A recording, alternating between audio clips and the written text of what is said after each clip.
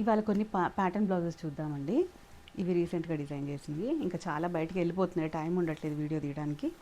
ఇది చూసారా, బ్యాక్ వచ్చేసి ఇట్లా షేప్ ఇచ్చేసాం అండ్ ఫ్రంట్ ఇట్లా కొంచెం బ్రాడ్ వస్తుందండి నెక్. ఇక్కడ స్కాలోప్ ఇచ్చేసి ఇటు మాత్రం స్ట్రైట్గా నార్మల్ ఇచ్చేసి, ఇది లెహంగా మీద బ్లౌజ్ అనమాట. లెహంగాకి ఆల్రెడీ బ్లౌజ్కి ఇట్లా ప్యాటర్న్ వచ్చేసింది డిజైన్.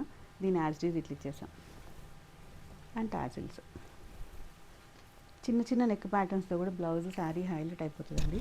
ఇది కూడా అంతే, మనకి లెహంగా మీద బ్లౌజ్ ఇలా ఒక ఈ షేప్ అయితండి. మనం దగ్గర ఒక 50 బ్లౌజ్ అయితే స్టిచ్ చేసి ఉంటాం రీసెంట్లోనే, ఒక 20 డేస్లోనే అండి. ఎన్ని ఆర్డర్స్ వచ్చాయి ఈ ప్యాటర్న్. ఇది బాగా ట్రెండ్ అవుతుంది ఈ నెక్. అండ్ ఫ్రంట్ వచ్చి కొంచెం ఇలా బ్రాడ్ ఇచ్చేసి స్టార్ వస్తుంది ఇలా. అండ్ ఇది హై నెక్ ప్యాటర్నే అండి. ఎప్పుడైనా హై నెక్ ప్యాటర్న్, ఎందుకంటే బ్యాక్ ఇట్లా ఒక మనకి క్లోజింగ్ వచ్చింది అంటే high neck pattern full shoulder అవసరం ఉంటుంది కంపల్సరీ.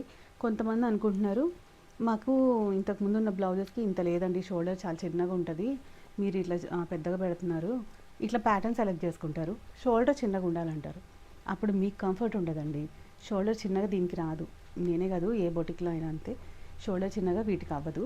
నార్మల్ రౌండ్ నెక్ కానీ ఆ రౌండ్ నెక్ ప్యాటర్న్లో ఏమైనా చిన్న నెక్స్ పెట్టుకుంటే ఓకే, కానీ మీకు కొంచెం అవగాహన అయితే ఉండాలి ఇలాంటి వాటికి. అండ్ ఇది కూడా అండి, చూసారా వర్క్ ఎంత బాగా వచ్చిందో బార్డర్కి.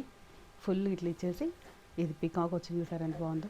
అది లెహంగాకే వచ్చేసిందండి. ఇలా చిన్న పఫ్ ఇచ్చేసి సింపుల్గా దీన్ని ఇలా నెక్ ప్యాటర్న్స్తో హైలైట్ చేసేసాం. అండ్ ఇదొకటి, ఇందాక చెప్పా కదా షోల్డర్ చిన్నగా ఉండాలి అంటే మీరు ఇలాంటి ఏమైనా ప్యాటర్న్ పెట్టుకుంటే ఓకే, ఇలా పెట్టుకోవచ్చు. కానీ అలాంటి ప్యాటర్న్స్కి మాత్రం కంపల్సరీ మీకు ఫుల్ షోల్డర్ పెట్టాల్సి ఉంటుంది. అండ్ ఇది కూడా జస్ట్ రౌండ్ ఇచ్చేసండి. చిన్న బార్డర్ ఉంటుంది కదా, అది ఇలా ఇచ్చేసాం స్ట్రైప్ లాగా. అండ్ బిగ్ బార్డర్ అండి, ఫుల్ హ్యాండ్కి ఇలా ఇవ్వకుండా షార్ట్ హ్యాండ్ ప్రిఫర్ చేశారు. దానికోసం అని చెప్పి ఇలా ఒక షేప్ ఇచ్చాను నేను, చూసారా. అండ్ వెనక కూడా డబల్ లీఫ్ నెక్ వచ్చేసింది, బాగుంది కదా ఇది. అండ్ ఇది వన్ మోర్, ఇది బ్యాక్ వచ్చి జస్ట్ ఇలా మనకి ట్రయాంగిల్లో ఓన్లీ కింద ఇక్కడ వరకే స్కాలోప్ ఇచ్చేసాం,